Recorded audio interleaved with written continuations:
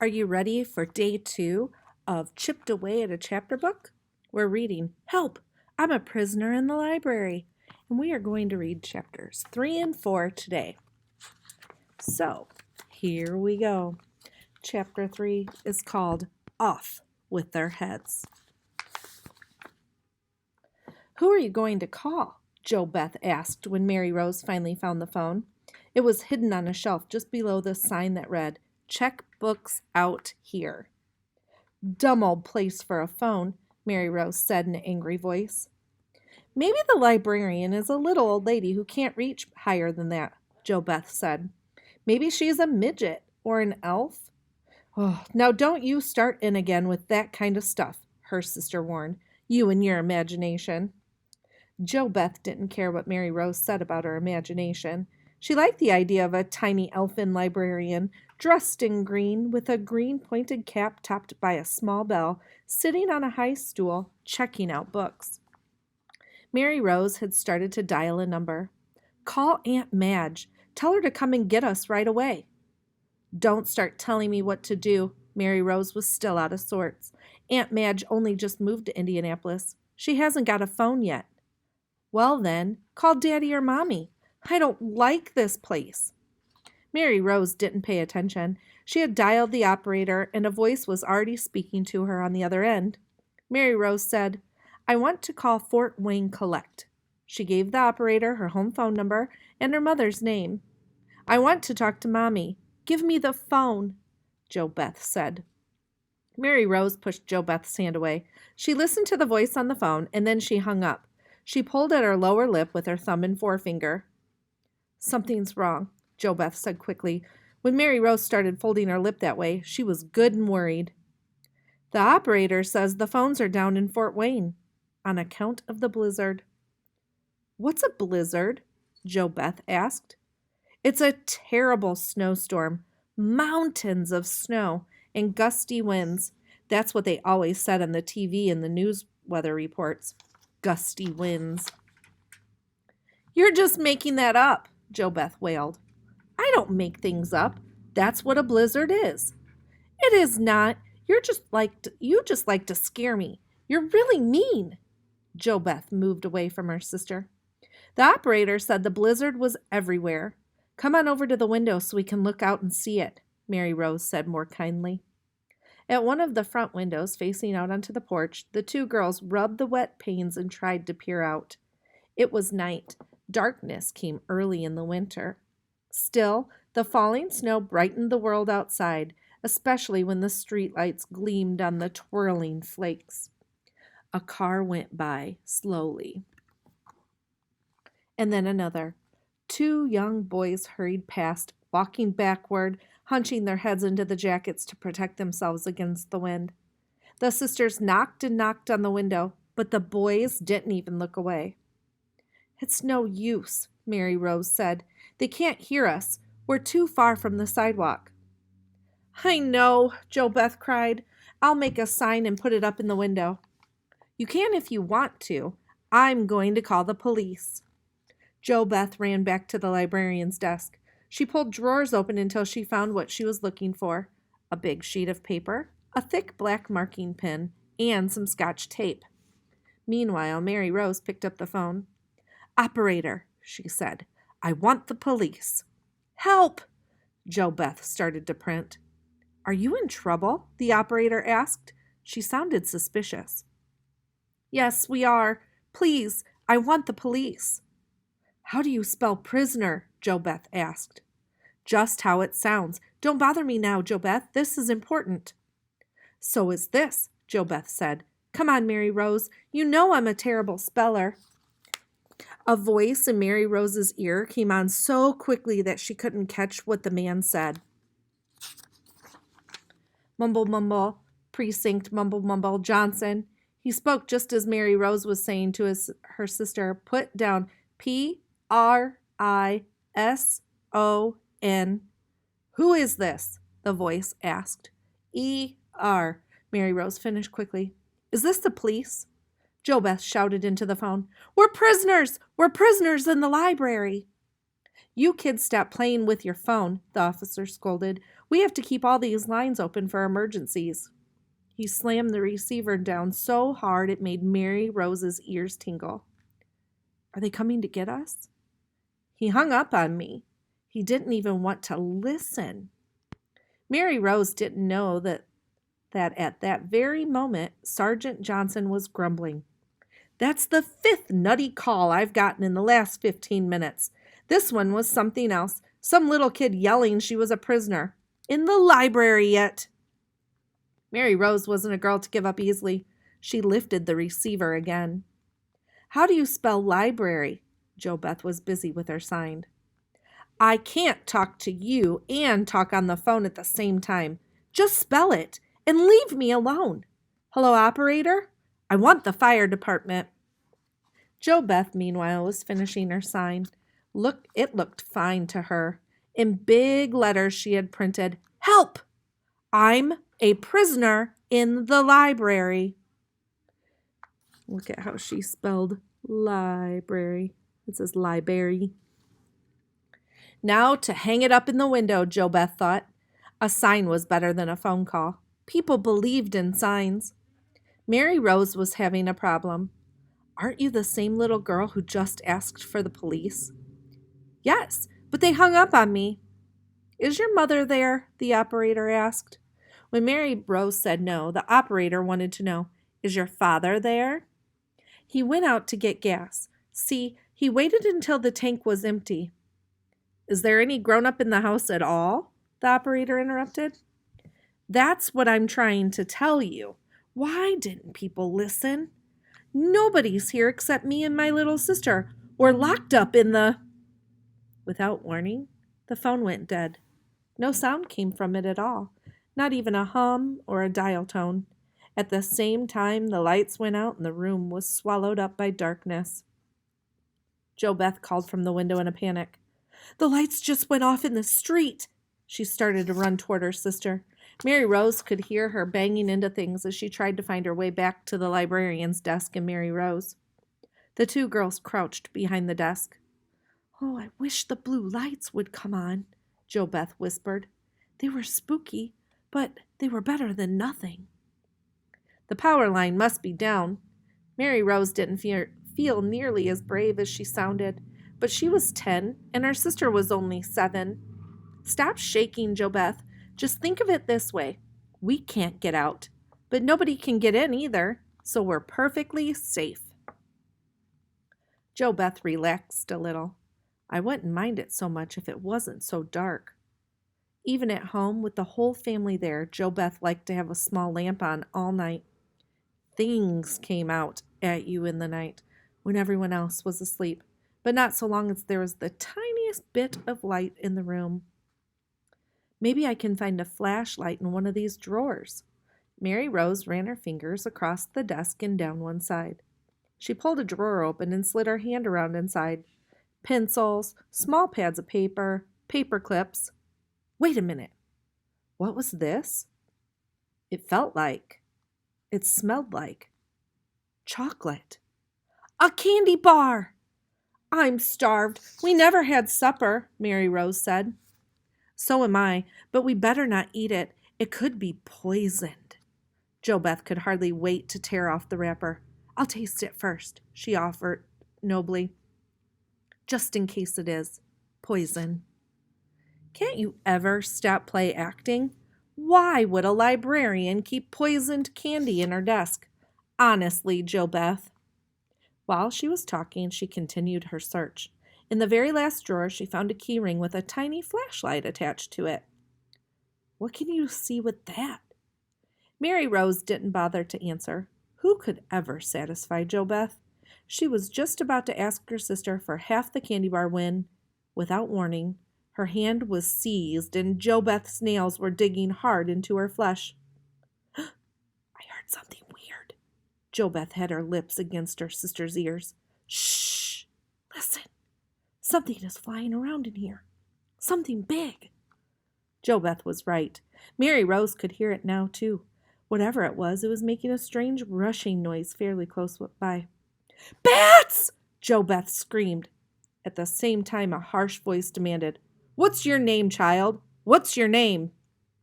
Jo Beth tried to disappear under a desk. Bats! She repeated in terror. Bats don't talk. Mary Rose licked her lips and swallowed. She forgot about the flashlight in her hands. Turning toward where she had thought the voice was coming from, she replied, I'm Mary Rose, and this is my little sister Jo Beth. Don't talk to it, Jo Beth begged.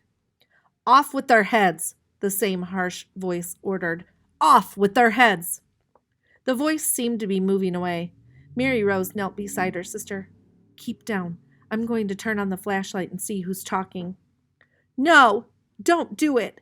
I don't want to see. But Mary Rose had already pressed the on button. She began to giggle.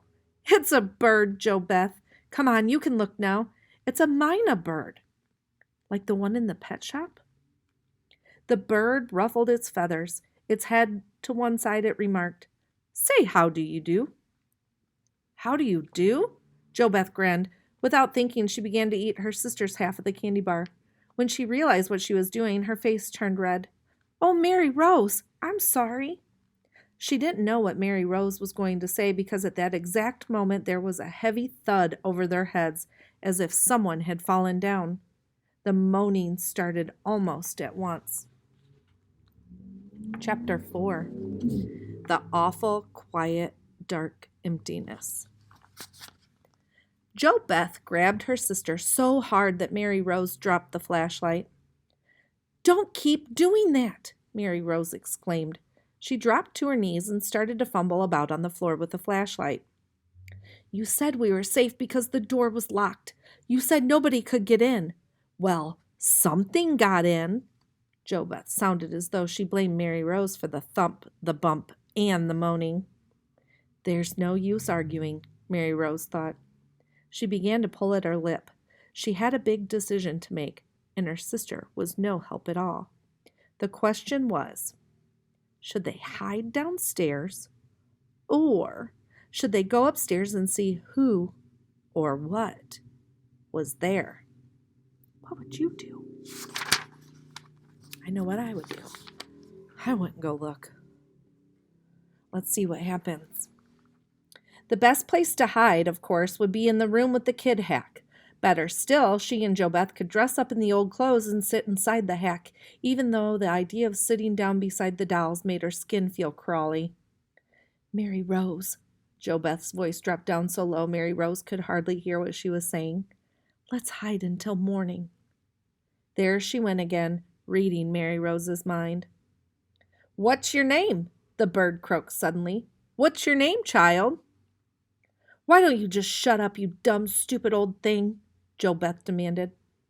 Quickly, Mary Rose explained about going back to the kid hack room. Jo Beth liked the idea, especially the dressing up part. Mary Rose pressed the on button and pointed the tiny light straight ahead. Then they tiptoed across the room, being careful not to bump into anything on the way. They didn't want the thing upstairs to hear them.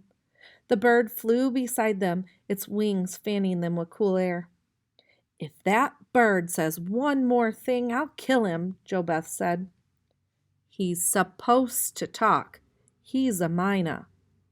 Jo Beth stopped walking so suddenly Mary Rose ran into her. I wish you would cut it out. Right now.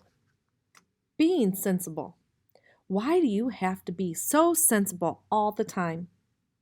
I'm not going to change in the middle of the night in the middle of a library in the middle of no place just because you're such a scaredy cat, Mary Rose replied in an angry voice. That's not fair. You're never fair. I can't help being scared. This is a scary place. You can be scared and sensible too. Don't you think I'm scared? But I'm not a big baby like you. If I was 10 and you were only 7, I'd be nicer to you, Mary Rose. I would take care of my little sister and not pick on her all the time. Mary Rose sighed. You think it's easy to be the oldest? I wish we could change places just once. Then you'd see. Jo Beth was astonished. Didn't Mary Rose get to stay up later because she was older? Didn't she get a bigger allowance? And when Jo Beth got mad and yelled at Mary Rose, didn't her mother always take Mary Rose's side? Don't you think I ever get tired of having Mommy or Daddy tell me to take care of you all the time? Mary Rose continued. Take care of me? Jo Beth was insulted. I'm 7 years old. She suddenly hissed in her sister's ear, the argument forgotten. Shh! Listen, it's starting again. Mary Rose had heard it too, that loud moan from upstairs. Quick, she said, as they went into the kid hack room. She shone the tiny light so they could find their way behind the display.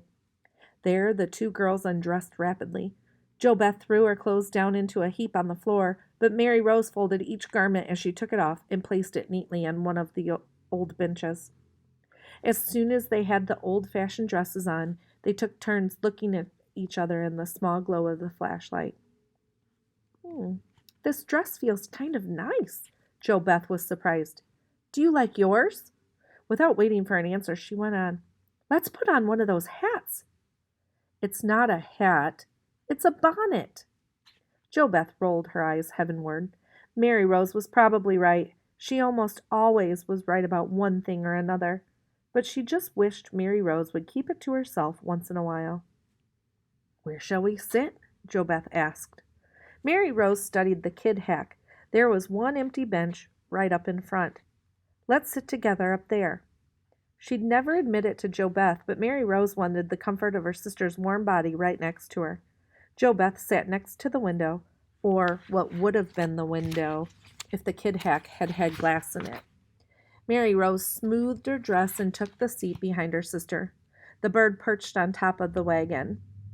The silence was absolute. Neither sister spoke. Even the bird was quiet. Jo Beth wanted to turn her head and look back at the dolls. She could tell Mary Rose felt the same way.